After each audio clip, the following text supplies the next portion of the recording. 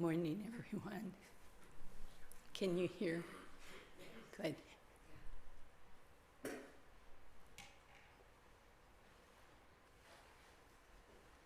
Well, this is kind of amazing, isn't it? Having these causes and conditions come together. They're rare. It's not easy to bump into the Dharma, first of all. It's not easy to have interest in it. It's not easy to have a Friday off. It's not easy to have eyes and ears and all the things it takes.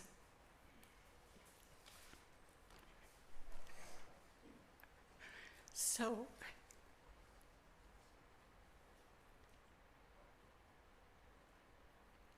let's just take a moment and enjoy that. Ponder our extreme good fortune.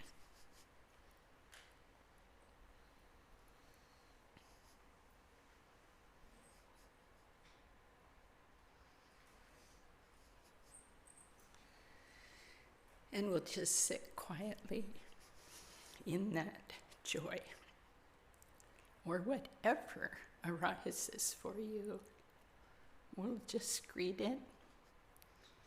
Notice that if we don't entertain it, we don't resist it, it will go, because everything is impermanent. So let's just sit together for about 5 minutes.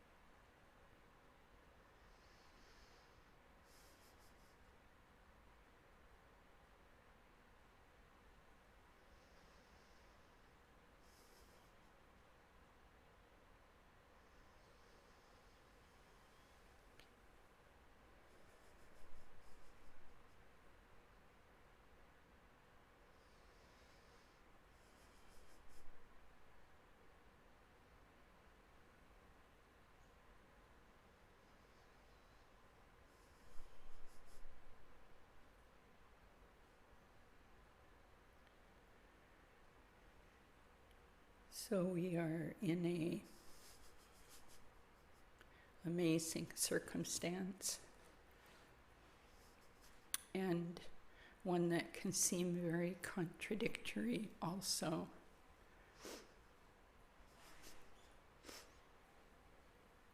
Because we're aware of the suffering within ourselves, within others.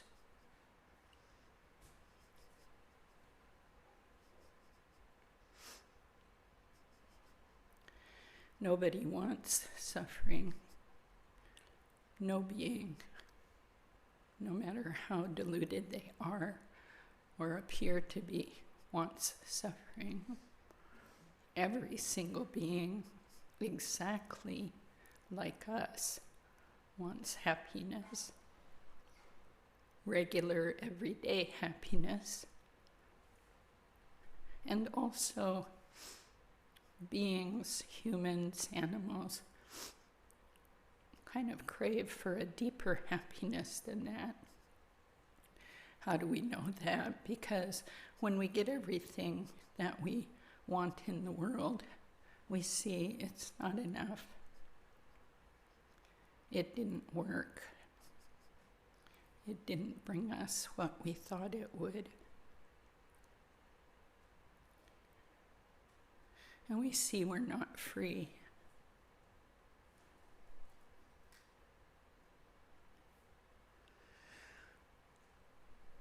So we're here, and I'm so grateful that you've chosen to do this, and I'm grateful for the silence that already it seems you're all aware of and protecting. That's very important. Because if we're very busy and talking, you already know how hard it is to see what's going on in those circumstances.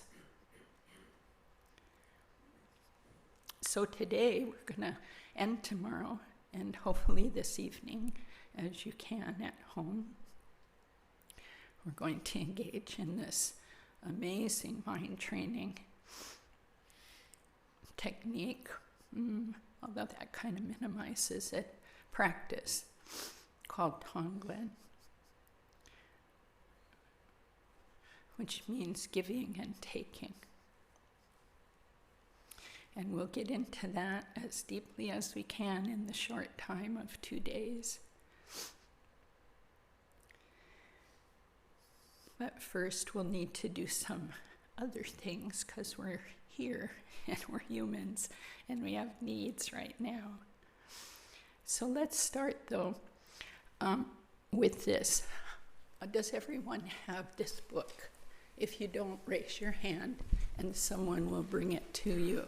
Keep your hand up until someone brings it to you. Great. Okay. This book was put together by Lama Michael, who's our main teacher here. And it's been used a number of times in Tonglen retreats at KCC. So let me find out just a little about you. How many are brand new to KCC? Can you put your hands up just a little higher? Yay, thank you for coming and special welcome to you. Now, how many have been at many Tonglen retreats? You define many. Put hands up again high. That helps me get a sense. Okay. How many of you have never been at a Tonglen retreat? Hands high. Yay. Wow. Okay. I'm curious about those new people who've never been at one. What drew you here? Just a couple people, if you don't mind. What brought you into this room? Something in a sentence or two. And if no one wants to speak to it, that's okay too. We'll find out later. Looks like people want to be silent. I can appreciate that. Okay, let's look at page 7. The book is yours to keep, after today, we hope that you use the book to continue the practice. So on page 7, we have these words, Guru Yoga, Root Lama. These are quite big words. But I will put it out this way. We would not be here, none of us, not a single one of us. Oh, by the way, for those who don't know me, I'm Zopa. This is Bill. This is Dora. I was surprised, so many new people. It's delightful. So because everything is interconnected, everything, there's nothing that isn't. I like to think of that when I feel lonely, that I'm not alone. I can't even get alone because we're surrounded by all beings. Even in your own room alone, there's some little bugs in the rugs, or there's birds right outside the window, and there's humans all around. So we're never alone, and because of that deep interdependence, we're here because of uncountable causes and conditions. One of the ones we like to focus on is the cause and condition of teachers. So here we have many pictures of our teachers. We can say the main teacher is the Buddha. So that's a good place to start. Some of us have very close teachers in person, and some don't. That's okay. But we stop for a moment to recognize the connection to the teacher. That we could not be here. We could not be developing compassion in this deep way except for teachers who, in this lineage for 2,600 years, have honed, honored, held, practiced, nurtured, passed on these deep practices that help us go to compassion. So we start with honoring and thanking the lineage of teachers. Now, if you are in a very traditional setting, or let's say a Zen setting, we might sit for 30 minutes listing the name of the teachers and chanting them, and that's quite a beautiful practice, all the way back, to the Buddha sometimes, or to certain important lineage teachers. But we're going to do something much shorter here, which is one of the beauties of this practice and this booklet. It takes a very complicated, complex, vast practice and puts it in your hands so you can learn it in a couple days and take it home, and even learn to do it in a 1-minute kind of practice out on the street or at your work. But we'll get to that later. Right now, we're going to do what's called Guru Yoga. Guru meaning teacher, yoga meaning, I'm just going to say action, practice. We're going to do a practice here for a moment, thinking about all those teachers. We could take for a small example Marpa, who was a teacher who was in Tibet, crossed the Himalayas many times to go to India to get teachings, because he knew that's where they were. He had to go on foot across the Himalayas. He had to, at that time, face tigers, robbers, blizzards, starvation.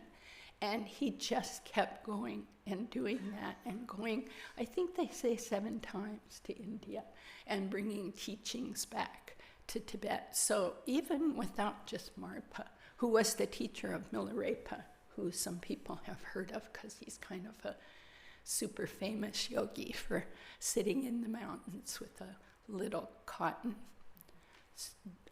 blanket and nothing else, and being able to heat his own body. But Marpa was Milarepa's teacher, and Marpa had to cross the Himalayas many, many times to go to India to get teaching. So he's just one in the long lineage, hundreds. So we just had to drive here, right? Or ride your bike. We are so fortunate. So we honor those teachers. So you can just get a very comfortable position. The key is to just make sure you're sitting in a relaxed way, but kind of aware. We don't want to be stressed, but just aware. And you can just listen to this first part. So you begin by thinking of your teacher. Now, again, if you don't have one in person, you can think of the Buddha. If you're not sure about the Buddha, because you're new to that, you can think of a golden light above your head, sitting on a beautiful lotus and moon seat, also made of light. This one, or this light, is radiant. And it has a sense towards you of kindness, love, happiness. I would say a joy in seeing you.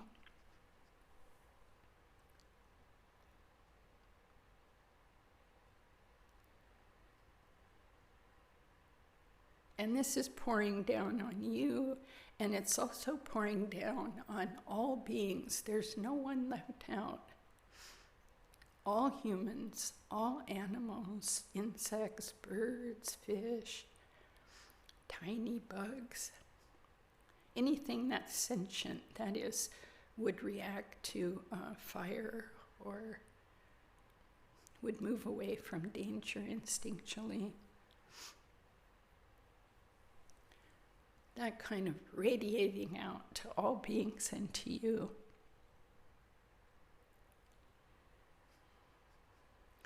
Now this one, or this light, whichever way you're seeing it, this Buddha, or it could be your own teacher in person, but make them made of light. Or if you have a deity practice, this could be Chenrezig or Tara. This one is beyond the everyday way we see the world.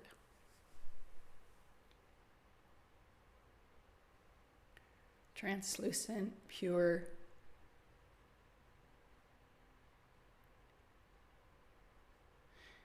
In a way ephemeral, but very present. Pure awareness. Pure compassion.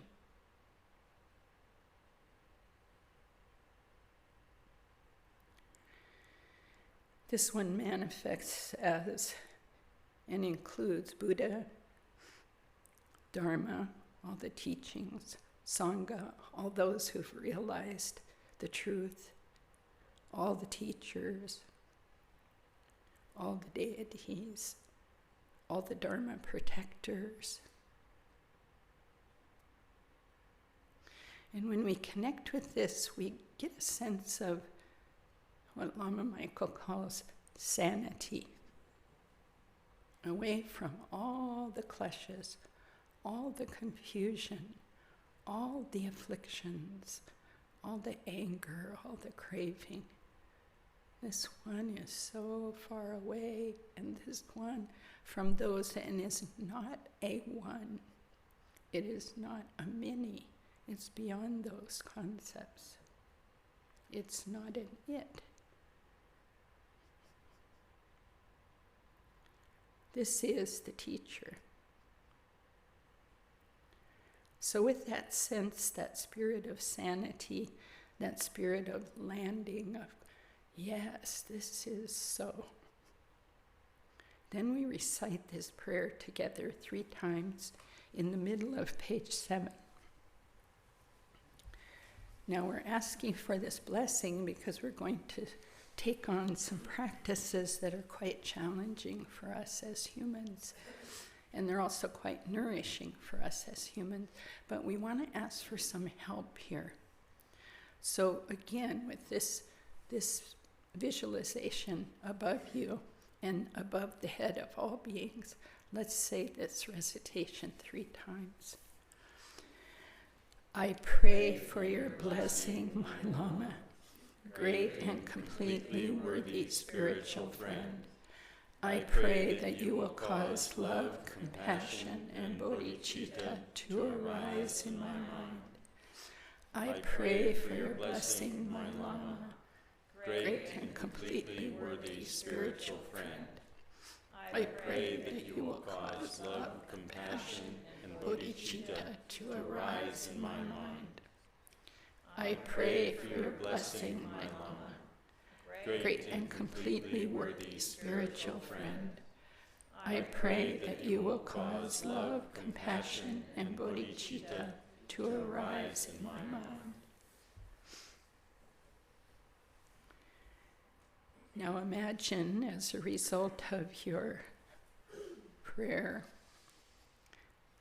the Lama light descends through the crown of your head and comes down to your heart and is there on another lotus and moon seat, which are also made of light, right at your own heart, and radiates that out in all directions from your heart.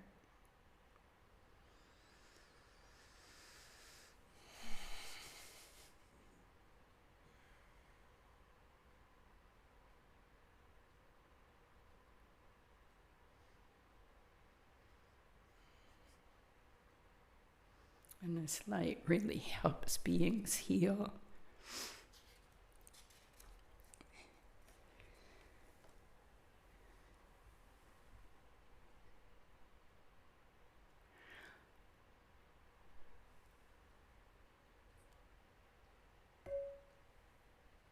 Oh.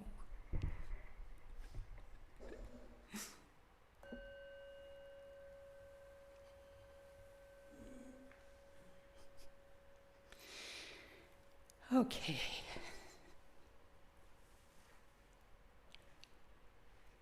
Now I'll talk about how we're going to do these 2 days, at least to the degree we think. But as all things are impermanent, you make your plans and then you see what happens. So we'll say what the plan is. Then we'll see what happens together. So we're going to go, really this booklet outlines it, but we're going to spend quite a bit of time this morning setting the context for Tonglen. Tonglen is a really advanced practice. I'm going to say that again. Tonglen's an advanced practice. Why am I saying that? Well, my teacher said that to me. I think in a certain way I'm saying that to encourage us to engage in it, and encourage us to engage in it without huge expectations, but rather just do it and see what happens and be honest about it with ourselves. What I mean by that is, in my own experience, I got so excited about the idea of it, and I now see, looking back after 13 years or something, I can't remember when I first learned this, but it was a while ago, that just like in everything, the not healthy ego, can grab things and kind of run away with it. So that a lot of my first years of doing Tonglen were me being a helper to those poor people down there. You can see what the difficulty is there, right? A little bit of pride, a little bit of confusion. So for me, in part, that came from expecting too many results, and also expecting I really understood it before I did. Okay, so that doesn't mean shy away from it, because I wouldn't have learned about my confusion and pride unless I did it, right? But we can get very uppity about being Buddhists and Tonglen practitioners. So we don't need to do that, but we might. That might be the path. Okay, so one way to cut through that a little bit is to think of a very classic teaching about how to approach teachings. And that is, of course, come with an open heart. Come with as clear a mind as you can. Silence helps. Doing some practice every day helps. But they say, they have so many wonderful metaphors. I always like this one. When you come, be like a nice cup, a nice clean cup, a cup with no holes in it.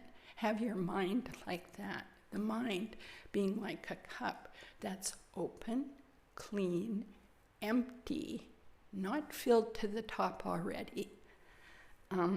And come that way. No dirt. Oh, and not upside down.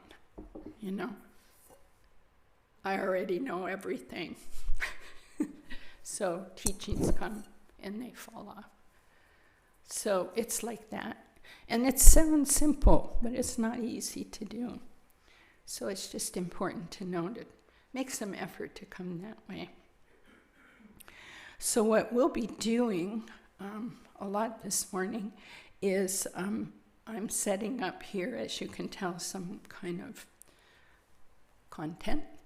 Then dear friend Bill will lead us through the 4 thoughts that turn the mind, which is a really basic classic teaching. And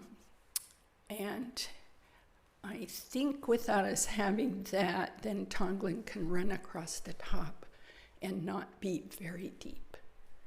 So the deeper we understand suffering, the deeper we understand our situation, then you can imagine the more power that Tonglen will have. It's a practice to end suffering. So you have to have a good diagnosis, right? Otherwise, you're going to give the wrong medicine, or you're not going to take the medicine the way that the teacher told you, the doctor told you, and you're going to get in some trouble. Or you're just going to miss a grand opportunity. So we'll be looking at the 4 thoughts that turn the mind with Bill. We'll take some breaks as needed, but if you really need a break on your own, just quietly get up. Restrooms are right back there. Don't feel like you're glued to your chair till we say break. We'll go that way. After we go through the 4 thoughts that turn the mind, then we will go through the 4 immeasurables, and I will lead that.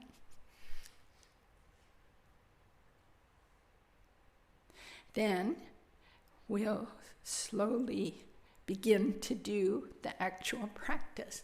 But all of this is the actual practice, because the mind training Kadampa teachers who taught Tonglen were teaching it to people who already had that other stuff, who were from a culture in Tibet that already had that deeply within themselves. So the Tonglen practice assumes you understand suffering deeply, you understand where it comes from, you see it in yourself, you have a deep wish to end it, you have a sense of loving, warm-hearted towards others. You have a sense that perhaps enemies aren't really enemies. Maybe there's something else. Maybe they're, like the Dalai Lama calls them frenemies or friend enemies. maybe they're showing us something.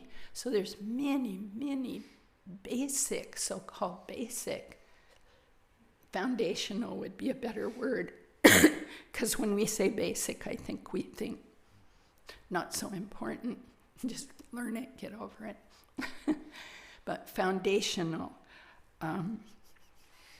teachings before launching into taking in suffering of others and giving out everything that we cherish.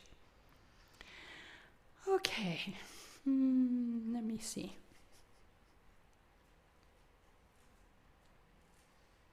Yeah, I'll say a few of these things. The practice of Tonglen is a mind training practice, and there were a group of teachers,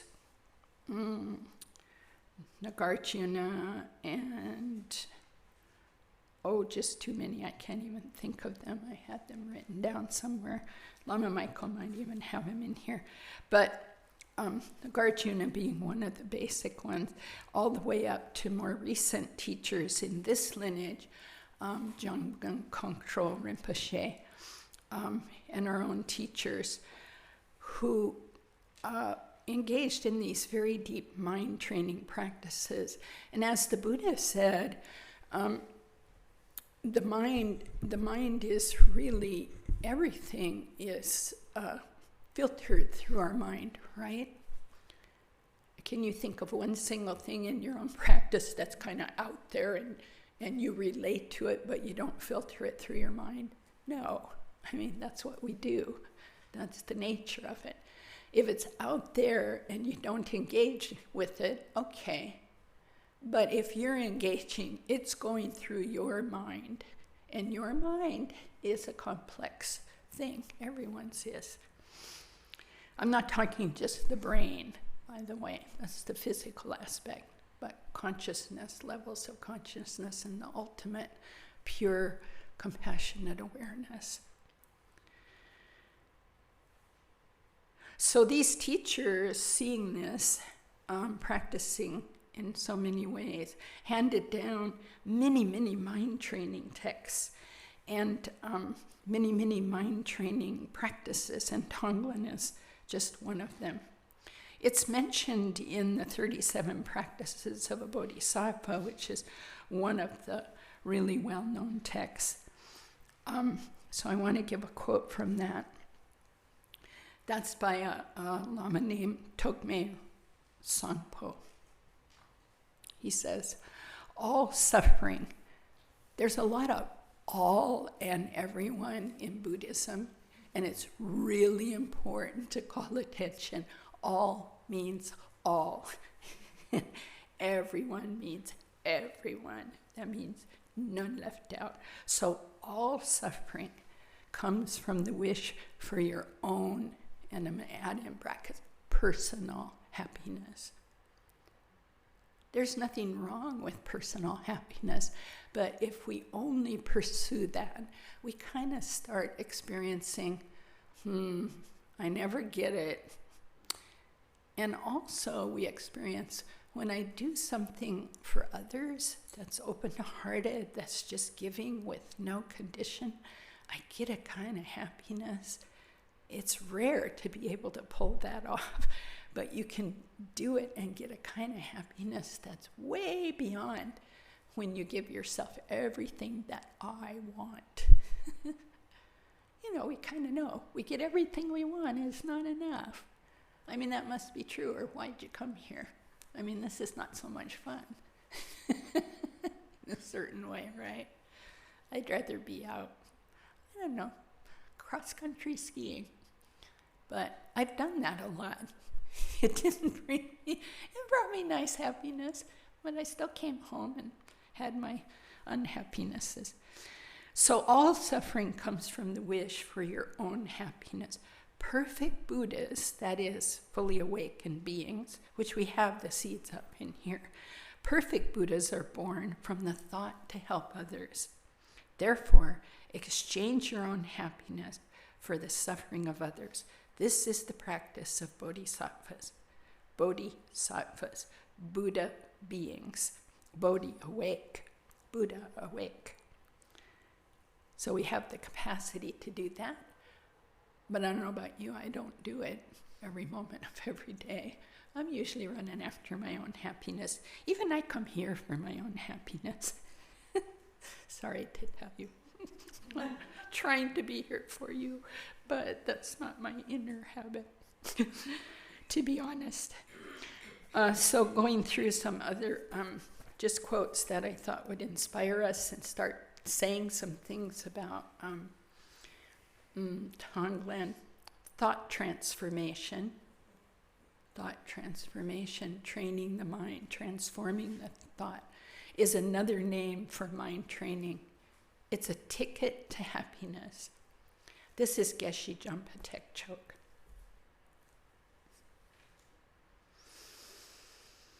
One of my own teachers who has passed on. Big old Tibetan guy. He used to be a nomad. He was a young boy herding like sheep and goats, and some monks came by and recruited him. And he ended up teaching in the West occasionally. He was huge and very gruff and scary till you got to know him. Then he was a marshmallow.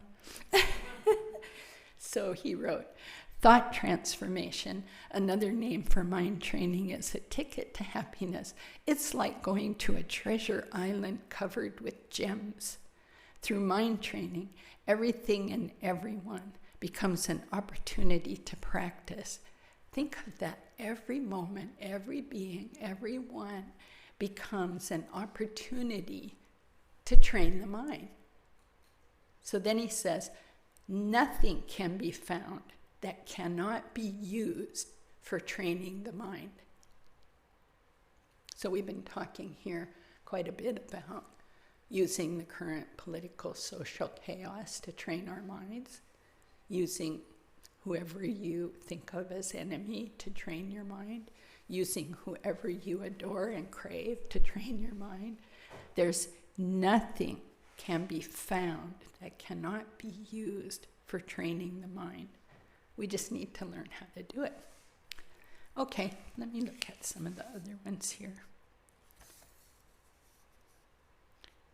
Oh yeah, I'm going to read you Nagarjuna's Precious Garland. I wish I knew the centuries in which these were done. Nagarjuna, 7th century? These are old. Well, is it Nagarjuna? Yeah, I'm not certain, but let's just say old. BCE, before the Common Era. Thank you, Matthew. Nagarjuna's Precious Garland, amazing text, by the way, if you're kind of a studier like me. 200 verses, and each one of them is as pithy as this one. But this one refers to this Tonglen. Nagarjuna said, like the earth, water, wind, and fire, medicinal herbs and trees in the wilderness, may I always be an object of enjoyment for all beings, just as they wish. Isn't that just gorgeous? You know, to be like a being that just gives like earth, water, wind, fire, herbs, and trees give. They just give. They don't make any big deal out of it. We just enjoy them so much. May I always be an object of enjoyment for all beings, just as they wish. May I be beloved of beings, and may they be more beloved to me than myself. May their bad deeds ripen upon me, and may all my virtue, without exception, ripen upon them.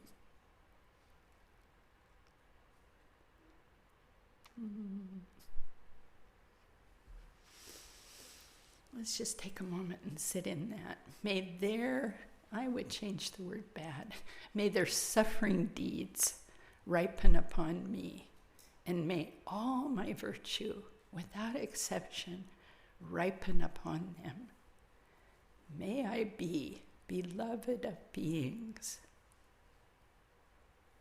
and may they be more beloved to me than myself. Let's just sit for a couple moments in that.